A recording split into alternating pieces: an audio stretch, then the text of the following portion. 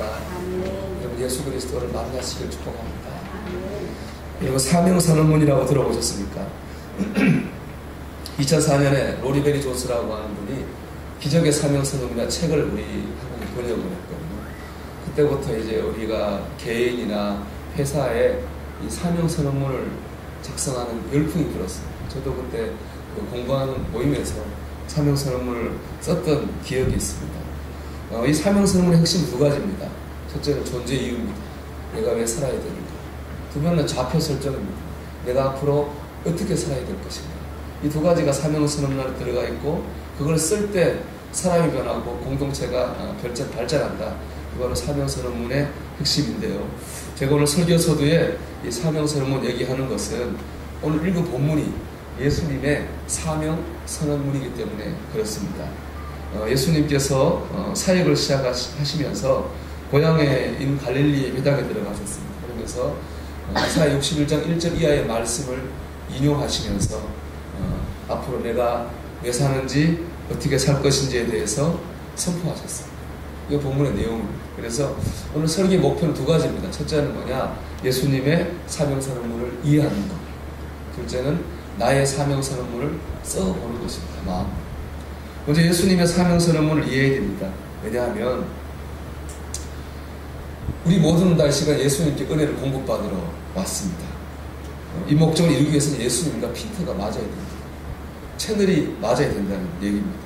그래야 뭔가 들리고 깨달아지고 공급받을 수 있지 않겠습니까?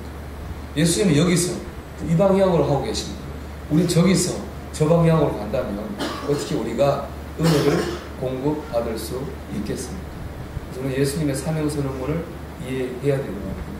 둘째는 우리가 내 신앙인으로서 신앙 사명선언문을 써보기를 원합니다. 그래서 존재하는 이유와 내가 앞으로 나갈 방향에 대해서 한번 마음으로 정리할 수 있다면 아마 오늘 이 설교는 하나님께 영광이 되는 설교가 될 줄 믿습니다.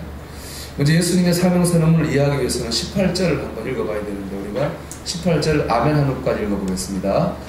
주의 성령이 내게 임하셨으니 아멘. 주의 성령이 내게 임하셨으니 이 부분을 이사야서 61장 1절에서는 주 여호와의 영이 내게 내리셨으니 이는 여호와께서 내게 기름을 부으사 이렇게 다르게 이렇게 표현되어 있습니다. 주께서 주의 성령이 내게 임하셨으니 주 여호와의 영이 내게 내리셨으니 여호와께서 기름을 부으셨으니 다 같은 말입니다. 성령이 임하셨다, 여호와의 영이 임하셨다, 기름을 부으셨다 똑같은 겁니다. 그 당시에는 세 사람, 왕, 제사장, 선지자 이 세 사람이 임명식 할 때는 머리에 꼭 기름을 부었습니다. 그 이유는 뭐냐? 이 사람은 하나님이 부르시고 세우신 사람이라는 거예요. 하나님 주신 힘과 능력으로 하나님 아버지의 뜻을 이루는 사람이다 라는 징표가 머리에 기름을 붓는 것입니다. 그렇기 때문에 예수님이 존재한 이유는 하나입니다. 하나님 아버지께서 보내셨기 때문에 존재합니다. 하나님 아버지께서 세우셨기 때문에 존재하는 겁니다. 하나님께서는 예수님을 통해서 하나님의 뜻을 이루려고 하신 것이죠. 그리고 하나님의 뜻을 이루기 위해 예수님 이렇게 살겠다라고 선언하시거든요. 우리 18절 우리가 조금 전에 읽은 그 다음 절의 말씀 바로 그 내용입니다. 같이 읽어보겠습니다. 이는 가난한 자에게 복음을 전하게 하시려고 내게 기름을 부으시고 나를 보내서 포로된 자에게 자유를 눈먼 자에게 다시 보게 함을 전파하며 눌린 자를 자유롭게 하고 주의 은혜의 해를 전파하게 하려 하심이라. 아멘. 이게 바로 예수님의 작품입니다. 가난한 자, 포로된 자, 눈먼 자, 눌린 자에게 은혜의 해를 선포하겠다. 예수님의 삶의 작품입니다. 가난하고 포로되고 눌리고 눈먼 자에게 은혜의 해를 선포합니다. 이 은혜라고 해라고 하는 것은 구약 율법으로 하면은 희년입니다. 희년인데 예수님께서 그걸 설명한 게 바로 18절의 말씀입니다. 먼저 가난한 자에게 복음을 전한다는 것입니다. 여러분 가난한 자에게 복음이 뭐겠습니까? 가난을 벗어나는 거예요. 가난을 극복하는 게 가난한 자에게 복음입니다. 예수님은 가난한 자가 가난을 극복하고 가난을 벗어나게 하시겠다고 말씀하십니다. 또 그 다음에는 포로된 자에게는요 자유롭게 되는 게 은혜겠죠. 눈먼 자는 보게 하는 게 은혜일 겁니다. 눌린 자는 자유롭게 되는 것이 은혜일 것입니다. 이걸 하겠다는 겁니다. 그러므로 예수님의 사명 선언문을 정리하면 이렇습니다. 나 예수는 하나님 아버지의 뜻을 이루기 위해 가난하고 포로되고 눈멀고 눌린 자에게 은혜를 선포하고 베풀 것이다. 예수님의 사명 선언문입니다. 예수님의 사명 선언이 사명이 제 안에서 꼭 이루어지기를 소망합니다. 이거 제 얘기고요. 너무 감사해요. 여러분 아멘 해주셔서 감사합니다. 이 말씀 묵상하면서 그런 소망이 간절히 들었습니다. 예수님의 사명이 정말 내 삶 가운데 꼭 이루어졌으면 좋겠다. 여러분 축복합니다. 여러분의 삶의 지경이 은혜를 주시는 예수님의 삶이 꼭 이루어지는 현장이 되기를 축복합니다. 이제 예수님의 사명 선언문이었다면 이제 나의 사명 선언문을 써보는 겁니다. 첫째로 예수님의 은혜로 은혜를 경험하셔야 됩니다. 우리가 먼저 은혜를 받고 은혜를 경험해야 됩니다. 여러분 하나님의 뜻 중에 최고의 뜻이 무엇입니까? 예수님을 통해서 우리가 은혜를 경험하는 겁니다. 이게 하나님의 뜻이잖아요. 예수님의 사명이고. 그렇다면 우리의 가장 큰 사명은 무엇입니까? 예수님을 통해서 은혜를 경험합니다. 예수님의 사랑과 은혜를 통하여서 가난을 벗어나거나 극복하는 은혜를 경험해야 됩니다. 예수님의 은혜로 포로에서 자유케 되는 것을 경험해야 됩니다. 이게 술 중독이든 도박 중독이든 사람 중독이든 게으름 중독이든 돈 중독이든 우리를 가두는 모든 곳에서 해방되는 은혜를 경험하는 게 우리의 사명입니다. 그런가 하면 우리의 영과 육의 눈이 열리는 은혜를 경험하는 것이 우리의 사명입니다. 두려움과 슬픔, 스트레스와 괴로움 등에서 해방되어서 평안을 누리는 은혜를 체험해야 됩니다. 이것이 우리의 가장 중요한 경험입니다. 우리가 예수를 통해 은혜를 경험해서 하나님 뜻을 이루어 드리는 것, 이게 우리의 첫째 사명입니다. 이걸 우리가 살아야 됩니다. 그러려면 주님을 바라보셔야 됩니다. 왜냐? 예수님을 통해서 은혜가 우리에게 오지 않습니까? 주님을 바라볼 때 우리는 은혜를 경험할 수 있습니다. 여러분 지난 한 주간 예수님을 바라보셨습니까? 예수님을 바라보며 사셨습니까? 그리고 지난 금요일날 예수님 잃어버린 얘기를 했어요. 예수님 부모들이 6월절 축제를 하러 왔다가 예수님을 잃어버렸습니다. 심지어 예수님 잃어버린 것도 모르고 하루를 갔습니다. 참 그 말씀 묵상하면서 제 자신을 많이 돌아보게 됐습니다. 한 주간 동안 나는 예수님 내 안에 계셨던 삶을 살았나, 나는 주님을 바라보고 살았을까 한번 제 삶을 돌아봤습니다. 그러면서 저희 한 주간을 돌아보니까 이건 정말 예수님 바라봤어 라고 확실하게 얘기할 수 있는 순간이 있었습니다. 제가 한 사모님 계신데 저 나이는 좀 많으신데 건강하셨거든요. 아주 활달하셨어요. 근데 암에 걸리셨는데 갑자기 급속도로 나빠지셨다고 하는 것을 제가 듣고 봤습니다. 그 순간 이런 생각이 들었습니다.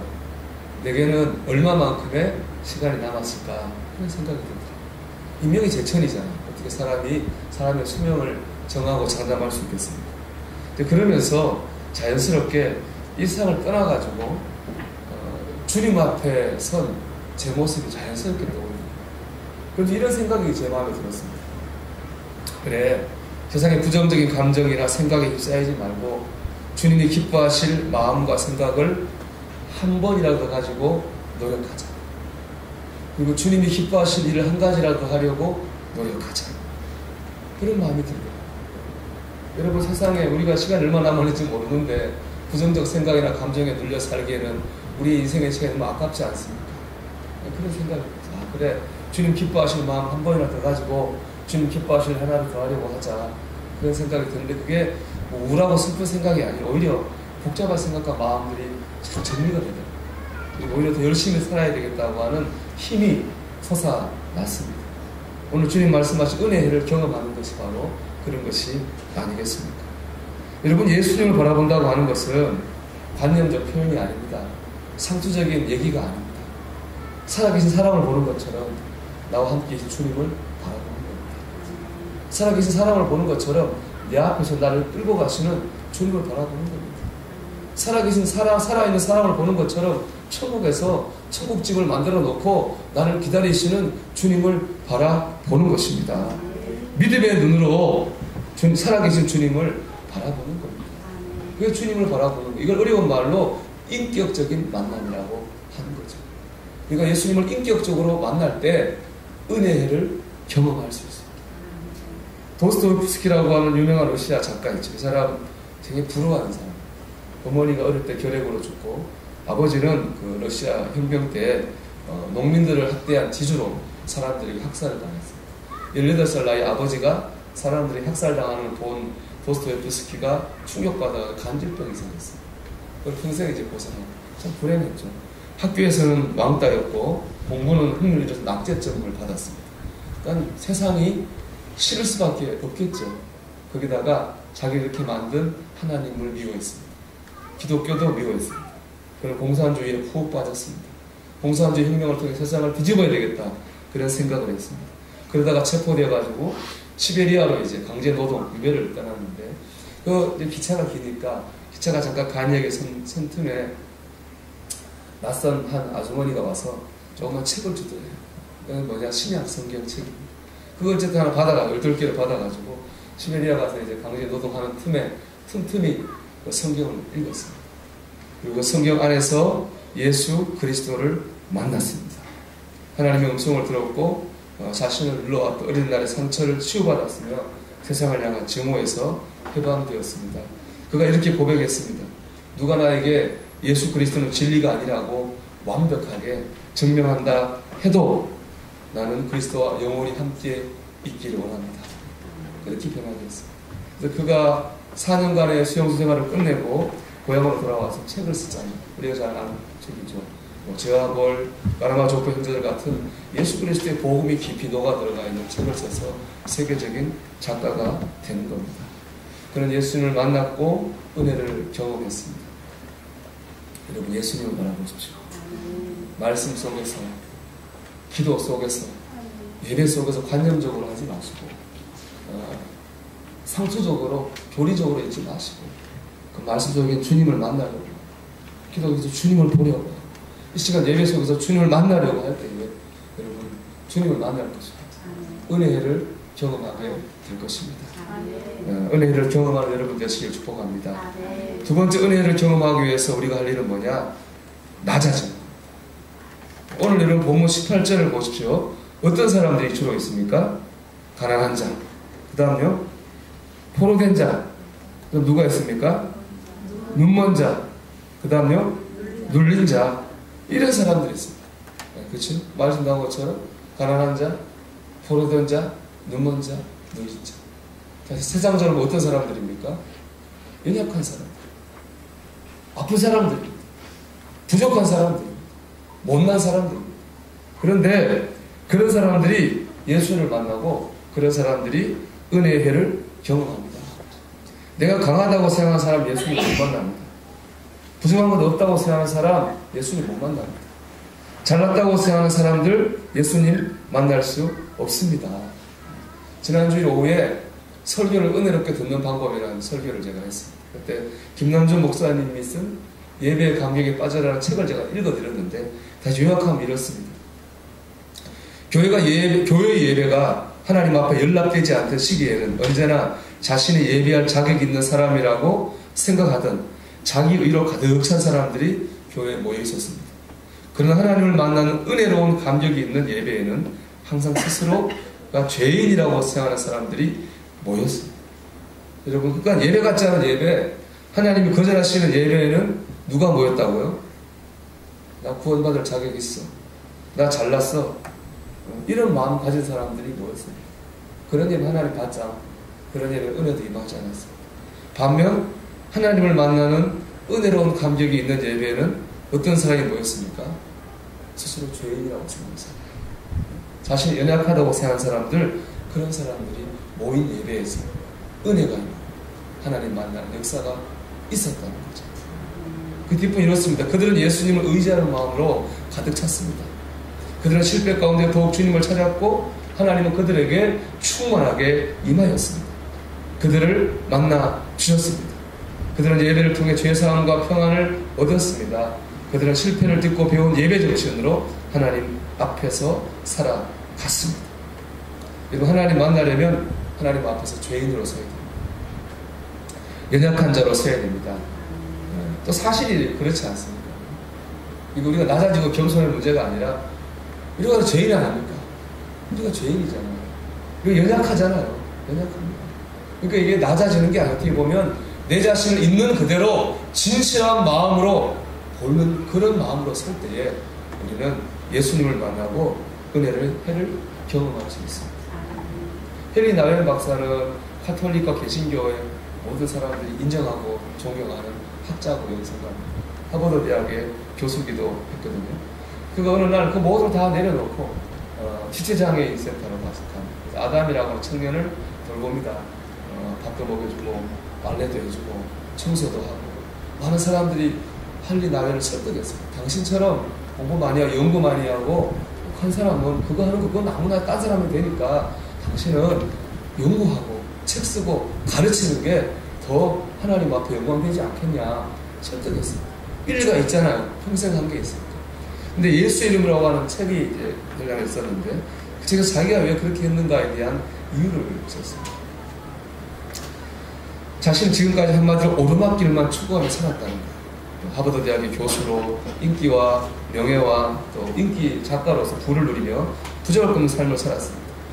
어느 날 우연히 갔던 그 봉사했던 거기서 아담이라는 청년이 말도 못하고 거의 몸을 못 쓰거든요. 보면서 이런 생각이 들었다는 거예요. 내가 고통받는 이들의 고통에 참여하지 않고 어떻게 예수를 알 수 있을까? 그런 생각이 들었다. 그래서 모든 걸 내려놓고 이제 그 장애 수용소에서 그 삶을 마감하거든요. 여기서 이제 죽고 죽게 되는데 놀라운 사실은 그렇게 이렇게 쓰고 있습니다. 오르막길에서 안 보이던 예수가 내리막길에서 보이더라는 거예요. 자기가 그렇게 올라가면서 잘 나갈 때 보이지 않던 예수 그리스도가 자기 인생의 내리막에서 은혜를 경험하게 되었다는 것입니다. 은혜를 경험하려면 낮아져야 됩니다. 죄인으로 약한 자로 주님 앞에 서서 그분을 의지할 때 우리가 은혜의 해를 경험할 수 있습니다. 여러분 예수님이 지금 여기 계십니다. 여러분 마음은 어떻습니까? 여러분 마음은 은혜를 경험한 만큼 낮아져 있습니다. 우리가 낮아져서 은혜를 경험하는 사람이 되기를 축복합니다. 그처럼 우리의 첫째 사명은 예수님을 통해서 은혜를 경험하는 것이어야 되고요. 둘째는 뭐냐? 성령의 능력으로 예수님을 전하는 삶을 살아야 합니다. 예수님은 우리에게 주님의 증인되라고 말씀하셨습니다. 이 말은 오늘 말씀에 비춰보면 무엇입니까? 사람들에게 은혜를 경험하게 하는 이 주님의 사명에 동참하자는 거예요. 주님께서 같이 하자고 하십니다. 함께 하나님의 뜻을 이루는 이 사명에 함께 하자고 우리를 초청하고 있는 것입니다. 얼마나 여러분 이게 영광스러운 부르심입니다. 그럼 우리가 하는 건 뭐냐? 예수님을 전하는 겁니다. 왜냐하면 우리가 사람들에게 은혜를 줄 수는 없잖아요. 우리 예수님이 아니니까 우리가 사람들에게 은혜를 경험하게 할 수는 없어요. 그러나 우리가 예수님을 전할 때 예수님이 그에게 은혜를 경험하게 할 것입니다. 그럼 우리 할 일은 뭐냐? 예수님을 전하는 것입니다. 우리 이 부분에서 눈여겨볼 말씀이 있습니다. 4장 14절의 말씀이에요. 우리 산수들 같이 읽어볼까요? 예수께서 성령의 능력으로 갈릴리에 돌아갔으니 그 소문이 사방에 퍼졌고. 아멘. 여러분 예수님이 사역을 했습니다. 뭘로 사역했습니까? 성령의 능력으로 했습니다. 다른 걸로 하지 않았어요. 성령의 능력으로 사역하셨거든요. 그럼 우리도 뭘로 사역해야 됩니까? 성령의 능력으로 해야 되는 거예요. 성령의 능력으로 예수를 전하는 삶을 살아야 되는 거예요. 우리 힘으로 할 수 없어요. 성령의 능력으로 해야 되는 거예요. 그러면 성령의 능력은 우리 현실의 삶 가운데 어떻게 나타날까? 성령의 능력 말을 많이 하는데 현실 속에서 어떻게 여기 드러날까 하는 것이죠. 그래서 바로 우리가 지금 14절 읽었는데 4장 1절부터 13절은 예수님께서 성령에 이끌려서 광야에 나가서 시험 받는 내용이 기록되어 있습니다. 시험은 세 가지죠. 돌을 떡으로 만들어 먹어라. 배고픔의 시험입니다. 마귀에게 절하면 천하 만국을 주리라. 세상을 향한 욕망의 시험입니다. 마지막으로 네가 뛰어내면 하나님 잡아주지 않겠어? 하나님을 향한 의심의 시험입니다. 예수님은 하나님을 바라보고 말씀으로 이 모든 시험을 이기셨습니다. 여러분, 성령의 능력은 바로 이것입니다. 내게 온 고난과 유혹을 하나님을 바라보며 이기는 것이 바로 성령의 능력입니다. 그럴 때, 그렇게 성령의 능력으로 나갈 때 우리를 통해 예수의 이름이 전해집니다. 화가 막 나잖아요. 화가 막 나요. 그런데 하나님을 생각하면서 한번 꿀꺽 참으면 그게 성령의 능력. 너무 힘들어가지고 야, 주님의 뜻이 어디 있지? 그런 상황일지라도 그래도 주님을 신뢰하겠다는 마음으로 나와 예배하고 기도하는 것, 그게 바로 성령의 능력입니다. 주님의 은혜를 생각하면서 불이익과 불편함을 감수하는 희생이 성령의 능력입니다. 이런 우리의 모습을 통해서 예수님이 다른 사람에게, 우리 가정에 전해지게 됩니다. 그럴 때 그 예수님을 통해서 은혜가 그 사람에게, 그 가정에게, 그 공동체에게 나타나게 되는 것이죠. 성령의 능력으로 사명을 감당하시길 축복합니다. 예수님의 사명이 우리 안에서 이루어지길 바랍니다. 그리고 주님을 인격적으로 바라보십시오. 낮은 자리에 서십시오. 그래서 은혜를 경험하십시오. 나아가 성령의 능력으로 예수를 전함으로 주님의 사명에 동참하시기 바랍니다. 그것이 우리가 존재하는 이유고 우리가 나아갈 방향입니다. 이 사명을 바라보며 나아가는 저와 여러분 되시기를 주님의 이름으로 축원합니다. 우리 함께 찬송 드리겠습니다. 찬송가 457장을 찬송하겠습니다.